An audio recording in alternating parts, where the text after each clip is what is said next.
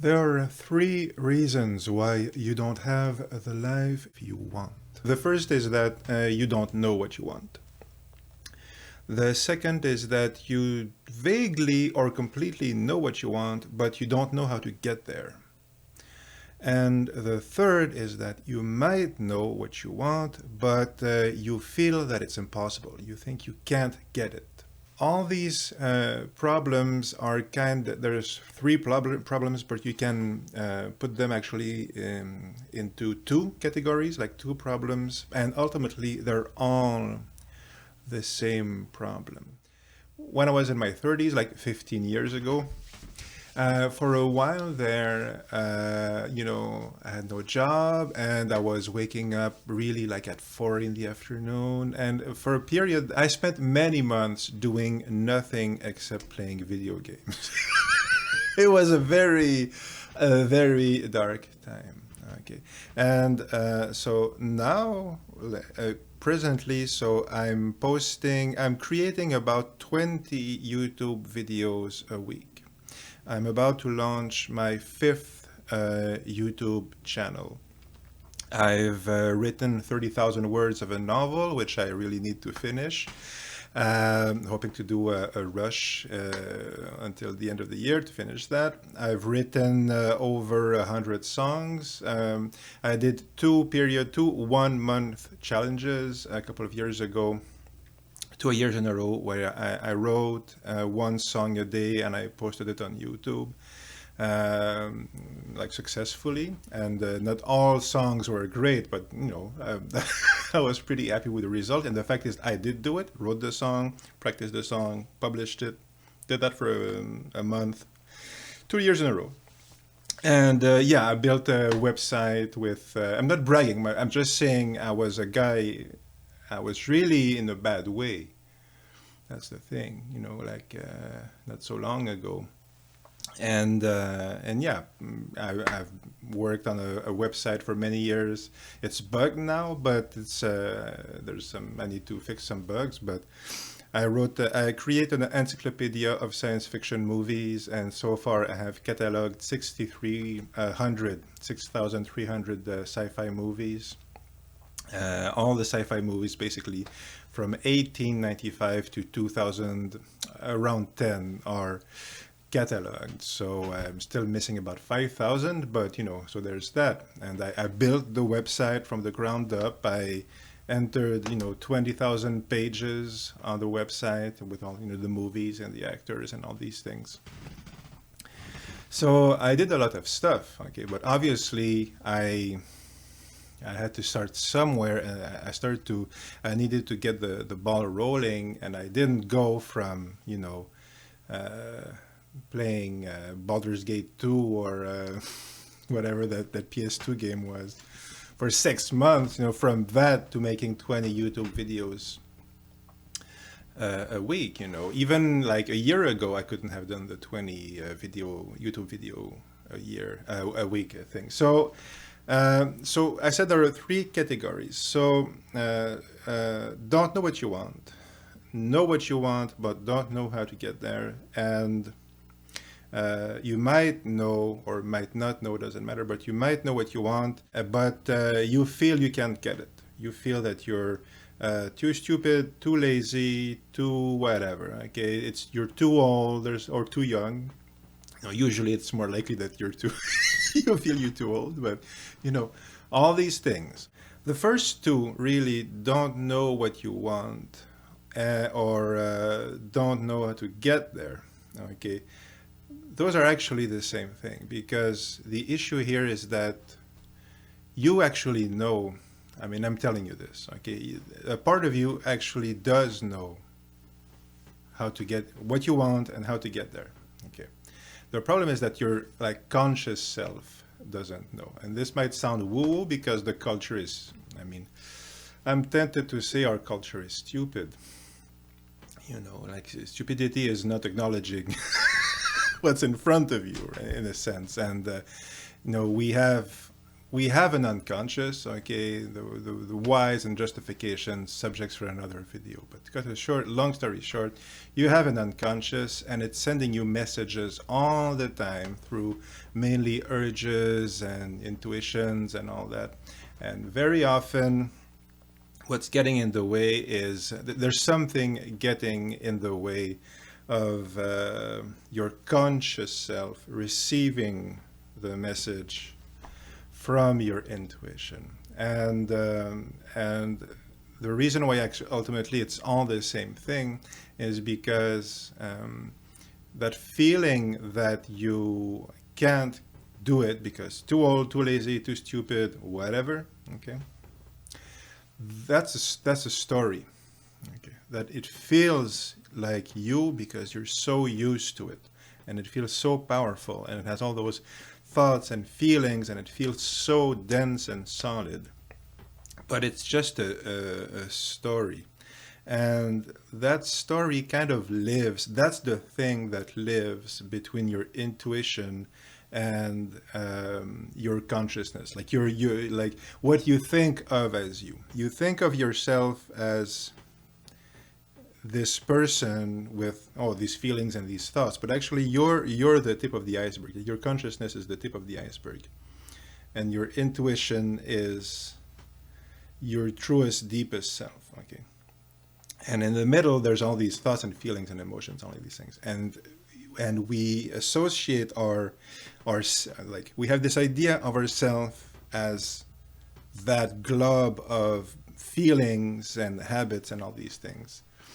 And and in a sense, you have the solution there. Okay, so I'll just jump straight to the point. So let's say that, okay, I'm playing video games every day, and that's all I'm doing. I'm, eating, I don't know, potato chips every day. That's all I'm eating, and I'm potato chips and cheesecake, and I'm playing video games, 12 hours a day, and that's all I'm doing, waking up at 4 in the afternoon.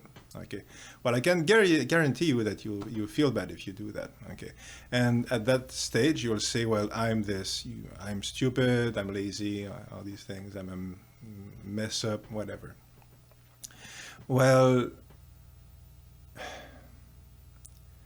the trick, the difficulty here is to see that none of that is true.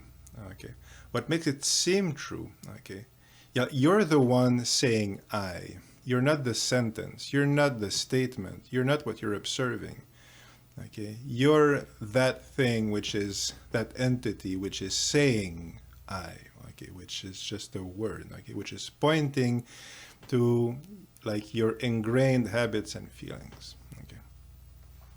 So you have, and so why does it feel so powerful? Because as I said, I always say this, your body wants to keep you safe. And for your body, safe is what it's used to.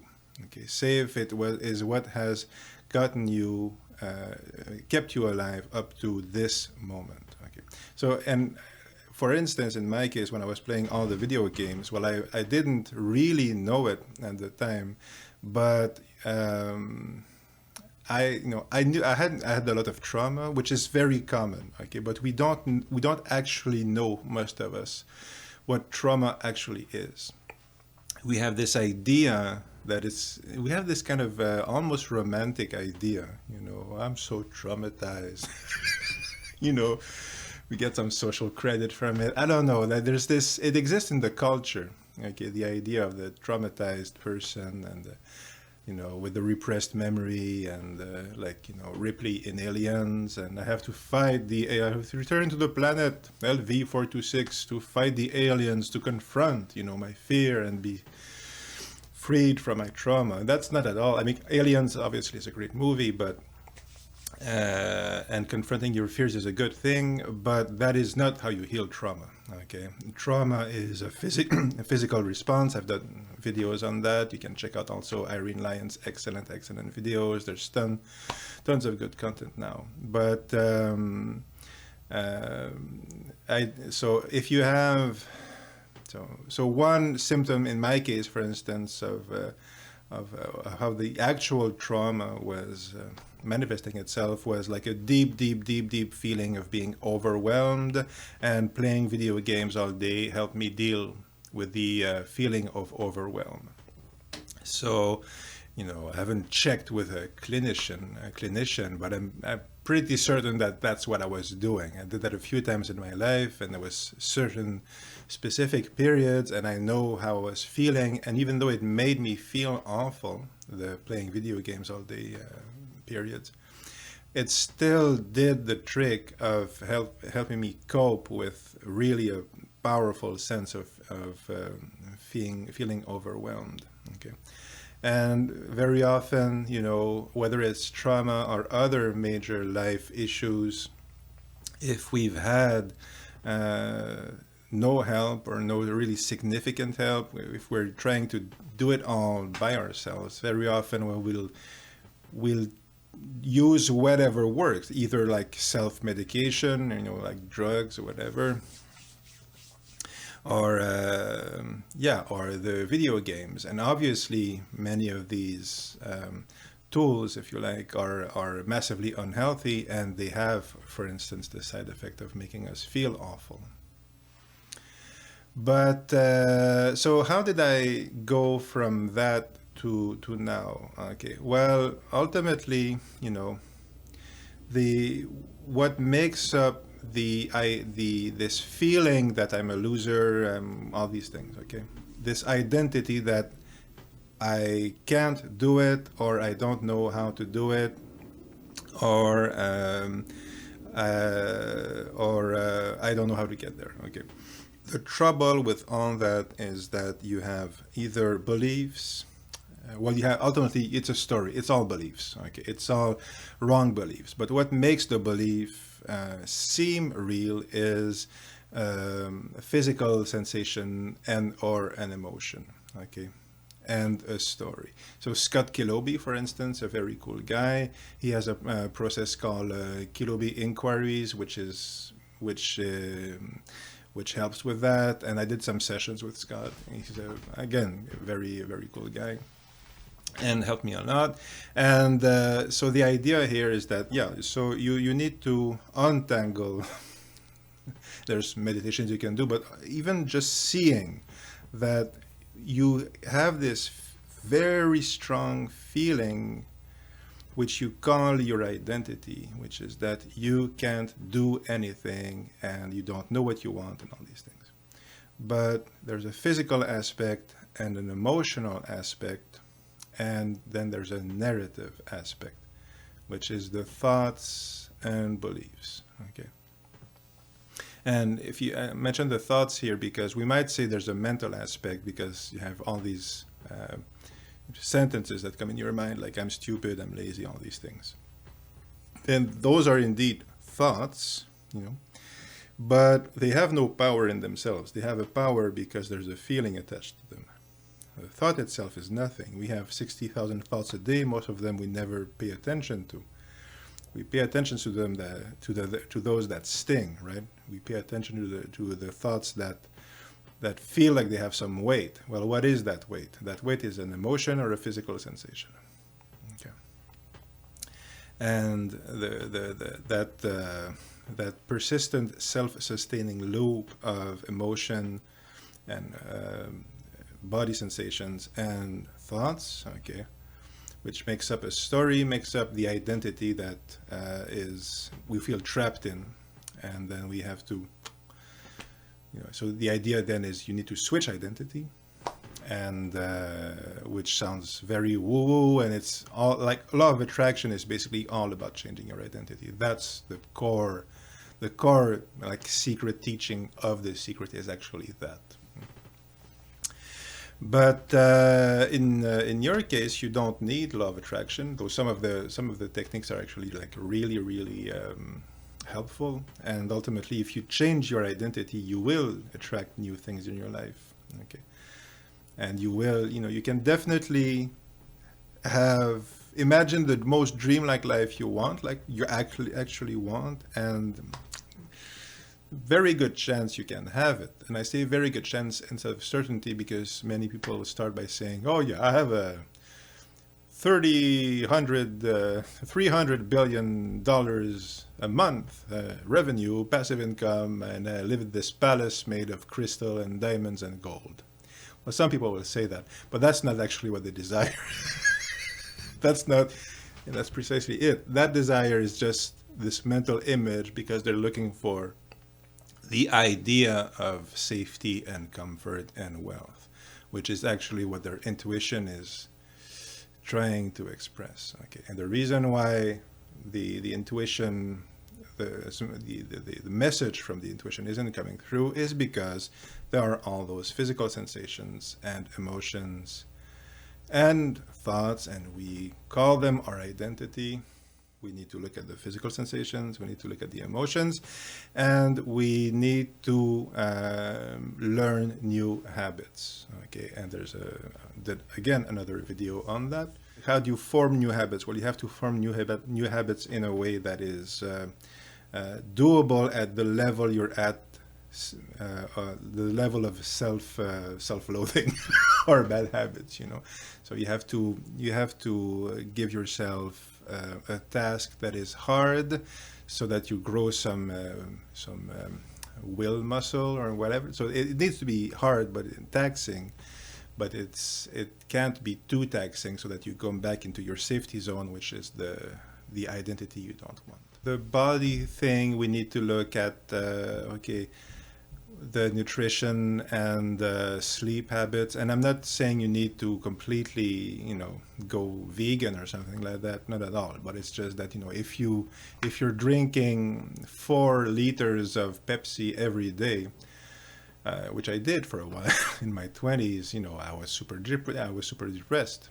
You know, I got into this very intense rut. Well, that was the reason. It's too much sugar and yeah. So you have to check these things. You know, if you're smoking a lot of weed, well, it's not morally wrong, but again, it has an effect on your physical body and your, you know. So these things need to be addressed. Okay, you need to kind of audit your physical habits and because that affects your moods and your emotions, and sometimes, and while you do need to address your emotions, sometimes the problem comes from physical habits. So, you know, so it's all that. And then, okay, the trauma, if you do have actual trauma, which is very common, well, then that needs to be addressed, because a lot of our blocks, again, in my case, I had a lot of resistance, like inner resistance to doing creative work, and I would be very active for 3 months, and then I would crash, and I would spend 3 months playing video games, you know, stuff like that. And so there was a big reason was trauma and false beliefs. Okay, so essentially those are the objects we'll be studying, which is ourselves. If you want to change your life, your main challenges is either, okay, finding what you want, or finding how to do it, or realizing that you can do it, which is true, but, you know, so those are the 3 challenges. Okay, figuring out what you want, how to do it, and how to be the person that does it. Okay, and then there's removing the blocks. Okay, which is moving from the person who doesn't have it to the new person who has it, who has that life that you want. And if you want it, even if you don't know precisely what it is, if you feel the discomfort, that's still your intuition sending you the message that you need to get your act together and find out, you know, you need to find out what the message of the intuition is. So that's the general roadmap of going from the life you hate to the life you want. And obviously, we'll be spending a lot more time. That's the core thing of this channel. And if you want help with the willpower for now, well, I did a video on it right here.